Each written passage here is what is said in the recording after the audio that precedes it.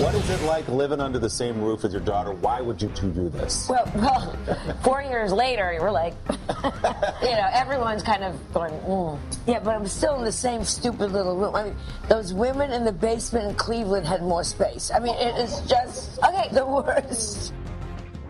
It was clearly a joke, but not everyone's happy. Thanks for sticking with us. I'm Anthony Fury, in for Ezra Levant, joined in studio by comedian Terry Clement.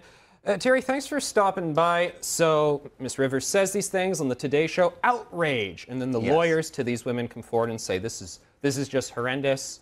You owe us an apology. Joan Rivers says, I'm a comedian. What's your take on all this? Well, she's absolutely right. She is a comedian. And, she's entitled to make jokes about pretty much anything she wants to. It's a bit different when it's something that's like on a street or like from a stage, for instance. Like if you're doing a stage performance, there's usually some kind of warning that comes with it. But with Joan Rivers, she's a walking warning, more or less, right? Like you know what you're getting into when you ask her questions. Like she just got fired from that cruise ship. Norwegian cruise lines, which is, it's nutty because it's like they didn't look into what Joan Rivers does in the first place. Well, and I was going to ask you about that because in their press release they said, no, this doesn't work with our family-friendly brand. I'm familiar with Joan Rivers. I was like, yeah. Yeah, well, they were trying to exploit her name rather than her talent. They didn't look at her talent. They just looked at her name. She is Joan Rivers. They know they'll sell a lot of tickets with just the name, but they don't really look at what she was actually doing with her entire career. I mean, you can pick and choose which offensive Joan Rivers joke there is. It's like you're just picking one that you really dislike over the other. I feel like this is happening more and more now. Sometimes it's warranted. There's outrage over Donald Sterling. You don't really want to be saying that stuff, but then you've got the Joan Rivers stuff, and it's pretty clear it's a joke. Why do you think we're seeing more of this? Maybe we're not, but what's your take? I don't know if we're not. I don't know. I mean, if you look at Mark Twain, A Modest Proposal, that annoyed a lot of people when it came out. They didn't quite get it either. But I think people with social media and stuff now, if they get mad, they have a place they can say something about it, and people tend to listen to them. I don't know if the powers that be really listen to them, because as a comedian, I haven't felt any pressure to censor myself or do anything in a live sense. On television, though, there's always rules and stuff you have to play by, and there's ratings and stuff, like, TV 14 and whatnot. Right. Like what happened on Saturday Night Live, where the comedian made the references to slavery and stuff. I'm glad you bring that up. We actually have that as a clip, so we're going to play it now, and then we'll chat about it if we can play that. Weekend update. The way we view Black beauty has changed. Look at me. See, I'm single right now. But back in the slave days, I would have never been single. I'm 6 feet tall and I'm strong, Colin, strong. I don't like working for you white people right now, and y'all pay me.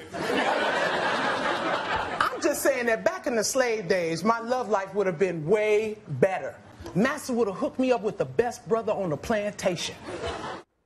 So Leslie Jones, new addition to SNL, a writer there, and there's all that sort of, I don't want to say outrage, but the lobby campaign. Why are there no black women ever on SNL? There's been black men for many years, for decades now. You introduce a lady, and then that clip we saw, outrage all across the internet, or not so much outrage, but a lot of people in the comedy community, the black community, saying, no, we meant a black woman who said these kind of jokes, not that kind. What's going on here? Yeah, well, I mean, it's a satire. It's a piece of satire, and people didn't get it. And unfortunately, that has always happened with satire. I say the same thing about Mark Twain's Modest Proposal. There was people that they didn't get the fact that he was joking. And what happens is when people don't get it, they tend to get angry. It's like they get upset if they're confused. I'm angry because I'm confused. I don't see why anybody else thinks this is funny or this is outrageous. She's clearly trying to make a point about, beauty within the black community, especially with women and stuff, and that's what she's focused on, because that's her life, by the way. Like, that's one of the things too that bothers me when people get offended.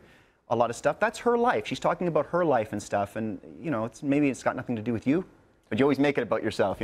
I saw some people in a lot of online comments, they say, well, you know what, I like comedy, I'm all for raunchy comedy, but Joan Rivers crossed a line, and Leslie Jones crossed a line. Do you think there's a line? Well, there's lines for everybody, but there's no actual line. I mean, you have your own individual line. It's like if you go to a movie theater and you buy a movie ticket, you don't just go into any theater and sit down, and they could be playing Bambi, they could be playing Texas Chainsaw Massacre. Some people, they're both good movies.